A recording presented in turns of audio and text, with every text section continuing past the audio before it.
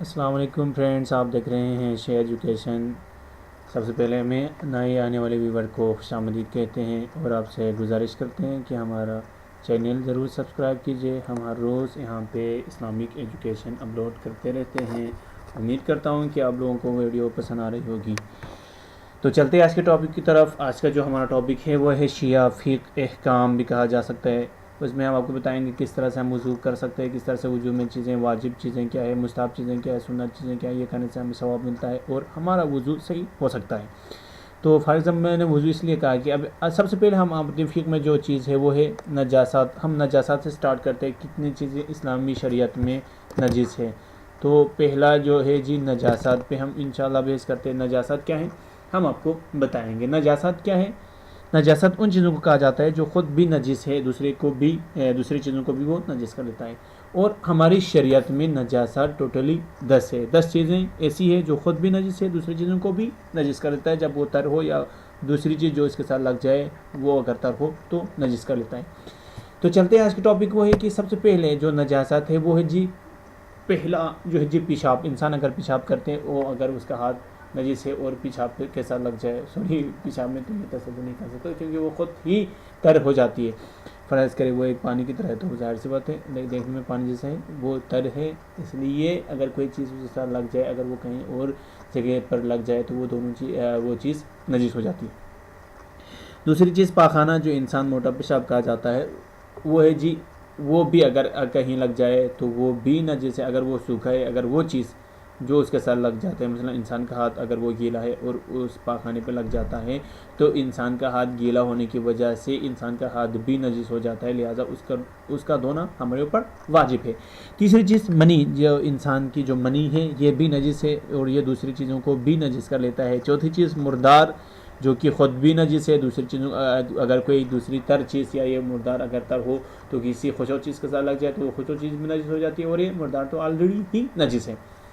پانچویں چیز یہ ہے کہ خون کس طرح سے نجس ہے۔ خون ایک مقدار میں نجس ہے، انشاءاللہ میں آپ کو جا کے بتاؤں گا خون کب نجس ہو جاتی ہے۔ تھوڑا سا اگر ہمارا انگوٹھے کے برابر اگر خون کہیں لگا ہوا ہو تو وہ خون نجس نہیں ہے، لہٰذا لیکن وہ باقی 3 خون میں سے نہ ہو، حیض، نفاس اور استحاضہ میں سے نہ ہو تو وہ خون انگوٹھے کے برابر ہو تو وہ پاک ہے۔ چلو انشاءاللہ ان کے احکام میں تفصیلاً بیان کروں گا، اگر آپ کو سوال ہو تو وہ آپ اس ٹاپک میں ضرور سوال کر سکتے ہیں۔ چھٹی چیز جو ہے کتا پالنے والے ہوشیار ہے، اگر کتا باہر سے گیلا ہو کر اگر گھر کے اندر آتے ہیں تو وہ نجس ہو جاتی ہے وہ گھر، لہٰذا اسے دھونا ہمارے پر واجب ہے۔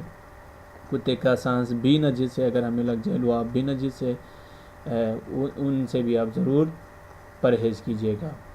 ساتویں چیز جو ہے کہ سور ہے، سور جو کہ اسلام آباد میں بہت زیادہ ہے، میں اسلام آباد سے ویڈیو بنا رہا ہوں اس لیے آپ کو بتا رہا ہوں، یہ سور بھی نجس ہے، اگر یہ تر ہو، ہمارا ہاتھ اگر خشک ہو اس کے ساتھ لگ جائے تو ہاتھ بھی نجس ہو جاتی ہے۔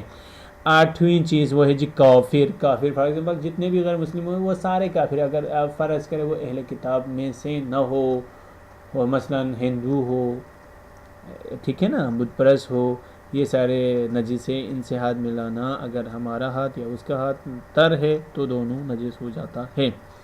نویں چیز شراب نجس بھی ہے، حرام بھی ہے پینا، ٹھیک ہے، شراب اگر کہیں لگ جائے تو اس کا دھونا بھی واجب ہے، انشاءاللہ وہ کس طرح سے دھوئیں گے میں آپ کو بعد میں بتاؤں گا۔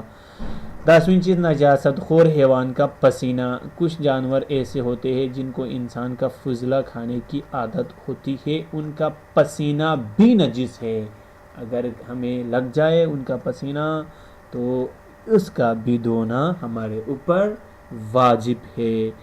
امید کرتا ہوں آپ کو ویڈیو پسند آ رہی ہوگی۔ مزید انفارمیشن کے لیے، اسلامک تھنکنگ کے لیے سبسکرائب اور channel for more Islamic education, یا آپ ہمیں کانٹیکٹ نمبر ہے 0347 33444121، اس پہ بھی آپ کانٹیکٹ کر کے مسئلہ پوچھ سکتے ہیں۔ امید کرتا ہوں آپ کو ویڈیو پسند آ رہی ہوگی، میں آپ سے اجازت چاہتا ہوں، اللہ حافظ۔